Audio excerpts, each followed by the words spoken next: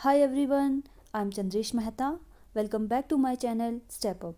So in previous class, we had completed the concept of child centered approach and the progressive education, जिसमें कि हमने देखा था कि किस तरह से हमारा एजुकेशन सिस्टम शिफ्ट होता है from teacher centred approach to the child centred approach. इस वीडियो में हम बात करेंगे कि कुछ एक एजुकेशनिस्ट है, कुछ एक फिलोसफर्स है जो कि प्रमोट करते हैं आपके चाइल्ड सेंटर अप्रोच को, प्रोग्रेसिव एजुकेशन को, जिसमें कि एग्ज़ाम पॉइंट ऑफ व्यू से इम्पॉर्टेंट है जॉन डीवे की theory, Friedrich Froebel, Maria Montessori, Rousseau के views point related to your child centre approach and the progressive education. तो आइए शुरू करते हैं जॉन डीवे के व्यू पॉइंट से कि जॉन डीवे क्या कहते हैं child centre and progressive education के बारे में। तो जॉन डीवे, अगर हम फिलॉसफी की बात करें तो आइडिया ऑफ प्रैग्मेटिज्म पर विश्वास करते हैं, प्रैक्टिकलिटी पे विश्वास करते हैं, जो प्रेजेंट पे चल रहा है तो मींस प्रेजेंट लाइफ पर ये फोकस करते हैं।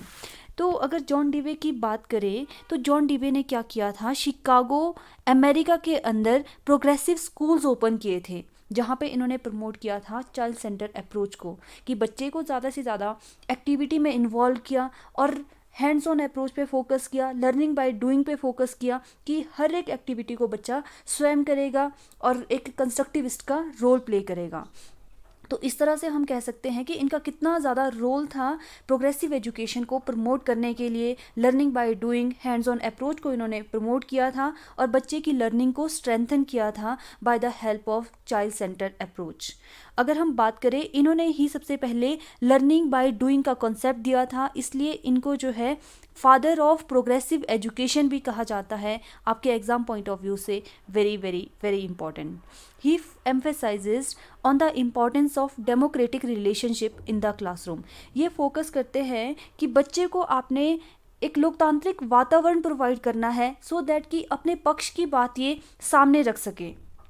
तो एक टीचर का रोल भी, ये कहते हैं कि एक टीचर का रोल भी कैसा होना चाहिए, फैसिलिटेटर का एक रोल प्ले करना चाहिए एक टीचर को, एक गाइड का रोल प्ले करना चाहिए एक टीचर को, कि जब बच्चे को ज़रूरत हो, जब बच्चा एक्टिविटी कर रहा है, अगर बच्चा एक्टिविटी करते हुए कुछ प्रॉब्लम में है तो उस समय आपने स्कैफोल्डिंग प्रोवाइड करनी है, उस समय आपने इंस्ट्रक्शन प्रोवाइड करनी है और एक सुविधादाता का रोल प्ले करना है। तो ये बात कहते हैं जॉन डीवे अपने चाइल्ड सेंटर अप्रोच में। फिर कहते हैं कि बच्चे के हेड एंड हार्ट्स का भी आपने ध्यान रखना है, टेकन केयर करना है, क्योंकि बच्चा जो है, बच्चे के इंटरेस्ट को आपने ध्यान में रखकर एक्टिविटी में इन्वॉल्व होने देना है। Dewey believe that human being learn through hands on approach. ये क्या कहते हैं कि जो बच्चे हैं वो अपने हैंड्स ऑन अप्रोच से ज़्यादा सीखते हैं। जब तक बच्चा करके नहीं सीखेगा, एक्टिविटी में इन्वॉल्व होके नहीं सीखेगा, तब तक हम नहीं कह सकते हैं कि बच्चे की प्रॉपर लर्निंग हुई है। तो हम कह सकते हैं कि जब बच्चा हैंड्स ऑन अप्रोच का, अपने हाथों का इस्तेमाल करके बच्चा लर्न करता है, तो उस समय बच्चे की जो एक्टिविटी है, बच्चा जो एक्टिविटी में पार्टिसिपेट करता है, तो उसमें स्ट्रेंथन देखने को मिल सकती है। फिर चाइल्ड सेंटर अप्रोच में क्या होता है, जो टीचर सेंट्रिक जो अप्रोच होती है, एजुकेशन सिस्टम जो आपका टीचर सेंटर सिस्टम पे जो बेस्ड होता है, वो शिफ्ट हुआ है from where to where, teacher centre approach to the learner centre approach. फिर क्या बात करते हैं, ये अकॉर्डिंग टू डीवे, आपके एग्जाम पॉइंट ऑफ व्यू से ये इम्पॉर्टेंट है। डीवे कहते हैं कि जो आपका एजुकेशन सिस्टम है ये ट्राइपोलर प्रोसेस है। अगर बात करें, ये ट्राइपोलर प्रोसेस किसने कॉन्सेप्ट दिया है, कि एजुकेशन सिस्टम को कौन बोलते हैं कि एक ट्राइपोलर प्रोसेस है, तो ये जॉन डीवे का कंसेप्ट है। ट्राइपोलर में कौन तीन पोल है, एक आपका टीचर, दूसरा आपका स्टूडेंट, टीचर एक मेन रोल प्ले करता है, स्टूडेंट का मेन रोल होता है, एंड करिकुलम। इन तीनों का बहुत बड़ा अहम रोल होता है आपके एजुकेशन सिस्टम में, इसलिए इन्होंने जो है एजुकेशन सिस्टम को ट्राइपोलर प्रोसेस कहा है। अगर क्वेश्चन आता है बाइपोलर प्रोसेस किसने कहा है, तो एडम ने कहा है आपके एजुकेशन सिस्टम को बाइपोलर प्रोसेस। तो ये बात थी जॉन डीवे की थ्योरी की। तो नेक्स्ट बात करते हैं, नेक्स्ट थ्योरी की हम बात करेंगे। देखिए, जिसने स्क्रीनशॉट लेना है वो ले सकते हैं इसको मैं ज़्यादा एक्सप्लेन नहीं करूँगी, आपके एग्ज़ाम पॉइंट ऑफ व्यू से इतना मोर देन इनफ है। तो नेक्स्ट बात करते हैं फ्रेडरिक फ्रॉबेल। अब फ्रेडरिक फ्रॉबेल की थ्योरी समझते हैं। फ्रेडरिक फ्रॉबेल क्या कहते हैं child centre and progressive education को लेकर। तो फ्रेडरिक फ्रॉबेल, अगर हम फ़िलॉसफी की बात करें तो ये आइडियलिस्टिक फ़िलॉसफी पर बिलीव करते हैं, एक आइडियलिज़म पर बिलीव करते हैं। तो Froebel philosophy of education was based on idealism, मतलब स्पिरिचुअलिटी पे ज़्यादा फोकस करते हैं। आपके जो प्रायोरिटी है वो स्पिरिट को ज़्यादा प्रायोरिटी में रखते हैं। He believe that every child had within him all he was to be at birth and that the proper educational environment was to be encourage the child to grow, कि बच्चे को grow करने के लिए आपने appropriate environment provide करना है। ये तो जितने भी स्कूल्स ऑफ फिलॉसफी है, हर एक स्कूल्स ऑफ फिलॉसफी यही कहते हैं। This was the basis of the kindergarten, a place for little one to grow and blossom and be what they were to be. तो कहने का मतलब है ये किंडरगार्टन का एक जो कंसेप्ट है वो दिया है आपके फ्रेडरिक फ्रॉबेल ने। फ्रॉबेल जी कहते हैं कि किंडरगार्टन एक ऐसी जगह है जहाँ पर आपके जो लिटिल वंस हैं वो क्या करते हैं, ग्रो करते हैं, ब्लॉसम करते हैं। तो आपने सुना भी होगा जो केजी क्लासेस होती है, नर्सरी क्लासेस, केजी क्लासेस, तो ये केजी का कंसेप्ट किसने लाया है, आपके फ्रेडरिक फ्रॉबेल जी कहते हैं केजी क्लासेस के बारे में, कि इन्होंने जो है सबसे पहले किंडरगार्टन स्कूल्स ओपन किए थे। ये भी आपका इंपॉर्टेंट पॉइंट बन जाता है आपके एग्जाम पर्पस से। फ्रेडरिक फ्रॉबेल ने ही सबसे पहले केजी स्कूल्स ओपन किए हैं जर्मनी शहर में, और 4 से 6 साल के बच्चों पे इन्होंने इम्प्लीमेंट किया है। ये जो स्कूल है 1859 में 1839 में सबसे पहले खोले गए थे।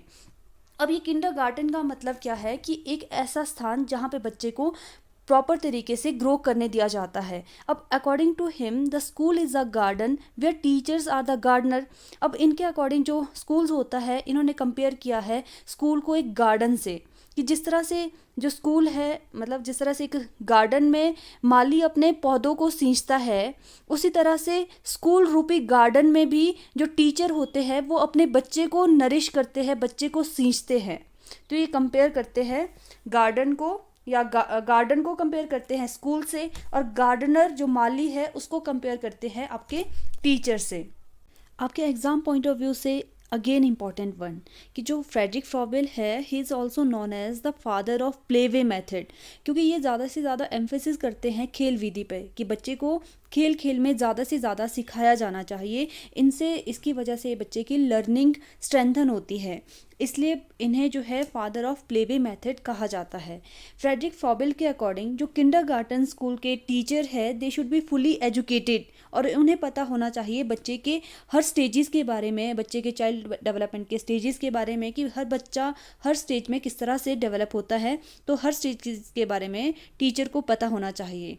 And Froebel was interested in developmental of toys for children to stimulate their learning, कि बच्चे जो है खेल खेल में ज़्यादा सीखते हैं, इसलिए ये इंटरेस्टेड थे बच्चों के लिए टॉयज़ बनाने में, तो सो दैट कि इनकी जो लर्निंग है वो स्टिमुलेट हो सके। तो इन्होंने क्या है बच्चों के लिए टॉयज़ का निर्माण किया, इसलिए जो है इनके जो टॉयज़ है, इनके जो गिफ्ट्स होते हैं, उन्हें नाम दिया गया Froebel gift. These educational play material were known as Froebel gift. Not only उन्होंने जो है बच्चों के खेलने के लिए टॉयज़ बनाए, बट ऑल्सो कि बच्चे की लर्निंग स्ट्रेंथन हो सके, तो एजुकेशनल के फील्ड में भी इस तरह के टॉयज़ का निर्माण किया, सो दैट कि उनकी टीचिंग लर्निंग जो प्रोसेस है वो इम्प्रूव हो सके। फिर the toys he was interested in were geometric building blocks, pattern activity blocks, balls, dice, gloss, paper strips etcetera. इन्होंने जो एजुकेशनल प्ले मटेरियल्स बनाए उसमें थे आपके ज्योमेट्रिकल ब्लॉक्स होते थे, पैटर्न्स इन्होंने बनाए, बॉल्स बनाए, डाइस, इस तरह के इन्होंने मटेरियल को तैयार किया, और इन मटेरियल को नाम दिया फ्रॉबेल गिफ्ट। इनका जो मेन ऑब्जेक्टिव था वो ये था कि बच्चे समझ सके, क्लासीफाई कर सके, कलर को जान पाए, सेपरेशन कर सके, ग्रुपिंग कर सके, मैचिंग कर पाए, तो ये इनका मेन ऑब्जेक्टिव था, सो दैट कि बच्चे की जो लर्निंग है वो इन एक्टिविटीज़ के थ्रू, इन फ्रॉबेल गिफ्ट के थ्रू स्टिमुलेट हो सके। तो ये बात थी फ्रेडरिक फ्रॉबेल की, जो कि फोकस करते हैं अपने किंडरगार्टन एजुकेशन पर, किंडरगार्टन स्कूल्स पर, जहाँ पे इन्होंने जो है ज़्यादा से ज़्यादा फोकस किया है चाइल्ड सेंटर अप्रोच पर। अगर हम बात करें किंडरगार्टन स्कूल्स के फीचर के बारे में, तो यहाँ पे क्या होता है, बच्चे को खेल खेल में ज़्यादा से ज़्यादा सिखाया जाता है, डिसिप्लिन सिखाया जाता है, सेल्फ एक्टिविटी सिखाई जाती है, क्योंकि इन्हें पता है कि बच्चा जो है कंस्ट्रक्टिविस्ट होता है, बच्चा अपने ज्ञान का निर्माण स्वयं करता है। तो बच्चा अपनी एक्टिविटी के थ्रू अपने ज्ञान का निर्माण करता है।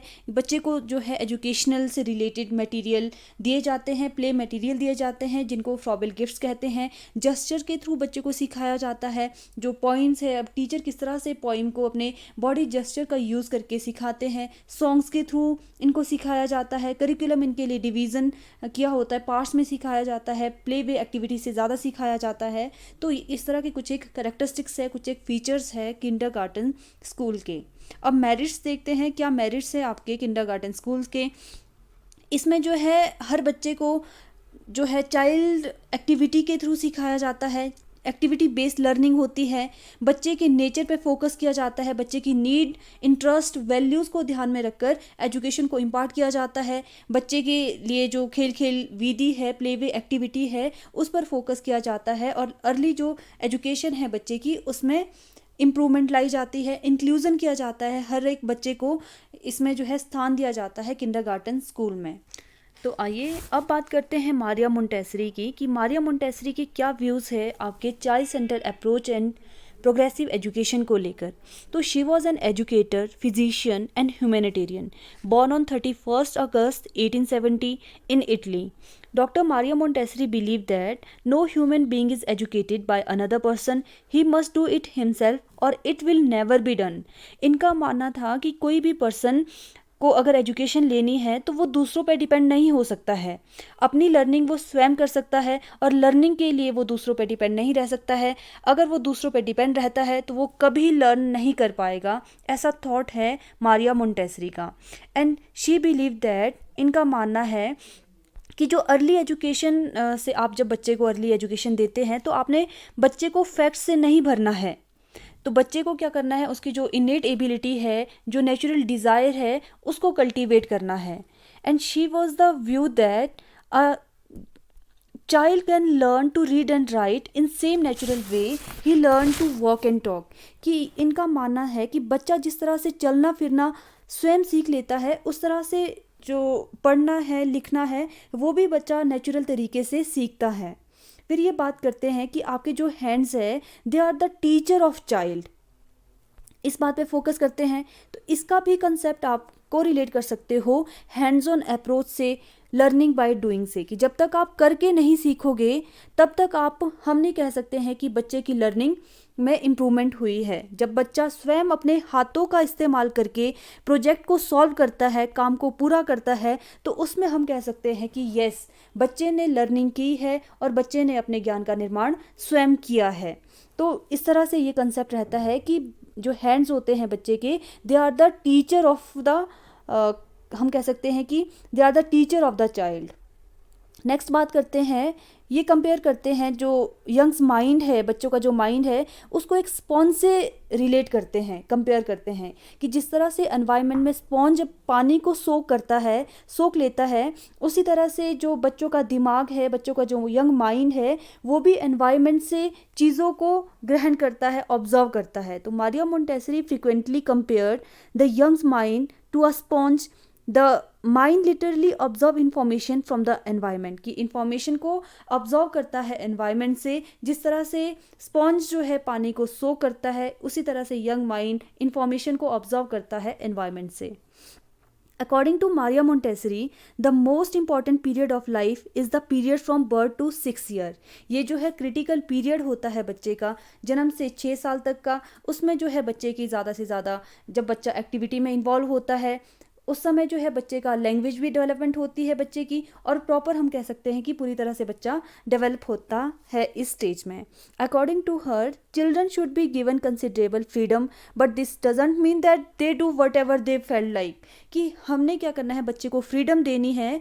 इस एज में बच्चे को जो है बर्थ से जो 6 साल का पीरियड है, उसमें आपने बच्चे को फ्रीडम देनी है। अब ऐसा नहीं है कि इतनी फ्रीडम देनी है कि वो जो मर्जी चाहे वो कर ले, ऐसा नहीं है। बच्चे को आपने फ्रीडम देनी है, लेकिन बच्चे के हर एक एक्टिविटी को ध्यान में रखकर। तो ये कॉन्सेप्ट है मारिया मोंटेसरी का। तो आइए अब बात करते हैं जीन जैक रूसो की, कि रूसो का क्या कंट्रीब्यूशन है आपके प्रोग्रेसिव एजुकेशन में। तो अगर हम बात करें, सबसे पहले एजुकेशन के फील्ड में जो नोवेल लिखी गई थी, फर्स्ट नोवेल जो एजुकेशन में लिखी गई थी, दैट वाज इमाइल, और ये रूसो के द्वारा लिखी गई थी 1762 में। आपके एग्जाम पॉइंट ऑफ व्यू से important question. In his philosophy of education, he primarily attacked the child deprivation, that the idea of child being evil. ये क्या करते हैं, इनकी स्कूल जो फिलॉसफी है एजुकेशन को लेकर, ये मानते हैं कि पहले जो है बच्चों के प्रति माना जाता था कि बच्चे जो है शैतान का घर है, शैतानी रूप लेकर पैदा होते हैं। तो इस बात को लेकर इन्होंने काउंटर अटैक किया है कि ऐसा नहीं होता है। बच्चे जो होते हैं, बच्चे नेचुरल, हम कह सकते हैं कि गॉड होते हैं, इनोसेंट होते हैं, प्योर सोल होते हैं। तो इस बात को इन्होंने कहा था और काउंटर अटैक किया था कि आप ये नहीं कह सकते हो कि बच्चे जो है शैतान का घर है। According to him, children are naturally good, they are innocent and pure. बच्चे जो होते हैं, इन्नेट एबिलिटी होती है उनकी लर्निंग की, और ये नेचुरली गुड होते हैं, कोई शैतान कोई एविल नहीं होते हैं। Things that are beyond the developmental capacity of students shouldn't be taught to them, कि बच्चों को उनके स्टेजेस के ऊपर नहीं करवाना चाहिए। बच्चे के, अगर बच्चा 6th क्लास में है तो उसके मेंटल लेवल के अकॉर्डिंग ही बच्चे को करवाना चाहिए। मतलब बच्चा जिस स्टेज में है उस स्टेज उसके अकॉर्डिंग, उसकी कैपेसिटी के अकॉर्डिंग बच्चे को सिखाया जाना चाहिए, उससे परे बच्चे को कुछ नहीं सिखाना चाहिए, ऐसा कहते थे रूसो। अब चाइल्ड डेवलप इन स्टेजेस, इनके अकॉर्डिंग बच्चे जो है स्टेजेस में डेवलप करते हैं, इसलिए ज़रूरी है उनके स्टेजेस के अकॉर्डिंग बच्चे को लर्निंग करवानी है। School is not compulsory for naturalistic learning. ये मानते थे कि ज़रूरी नहीं है कि बच्चा स्कूल में जाके ही सीख सकता है, बच्चा जो है नेचर की गोद में रहकर भी सीख सकता है, like under the tree, lap of nature. इस तरह से बच्चा नेचुरलिस्टिक एनवायरनमेंट में सीख सकता है, क्योंकि जो जीन जैक रूसो है, अगर हम फिलॉसफी की बात करें तो ये नेचुरलिज्म फिलॉसफी से बिलोंग करते हैं, जो कि मानते हैं कि नेचर में रहकर भी बच्चा ग्रहण कर सकता है नॉलेज को। Criticise formal education, they do not grow naturally. ये जो है, जो मानते हैं कि नेचुरली बच्चा ग्रो नहीं करता है, तो उस स्कूल ऑफ एजुकेशन को ये नहीं मानते हैं, क्रिटिसाइज करते हैं। तो that's all about the Jean Jacques Rousseau philosophy of education. तो अगर हम रिकैप्चुलेट करें आज के टॉपिक को, तो हमने डिस्कस किया डिवे की theory, Friedrich Froebel, Maria Montessori, Jean Jacques Rousseau views point on child centre education and the progressive education, जिसमें कि ये बात करते हैं कि किस तरह से बच्चे को हमने एक्टिविटी में इन्वॉल्व करवा के बच्चे की लर्निंग करवानी है। Hands on approach and learning by doing concept का यूज़ करके बच्चे की लर्निंग को स्ट्रेंथन करना है। सो आई होप ये वीडियो सभी को क्लियर होगी। अगर आपको ये वीडियो यूज़फुल लगी हो तो प्लीज़ मेरी वीडियो को लाइक कीजिए, शेयर कीजिए, मेरे चैनल को सब्सक्राइब कीजिए। So thanks for watching. Step up, stay connected.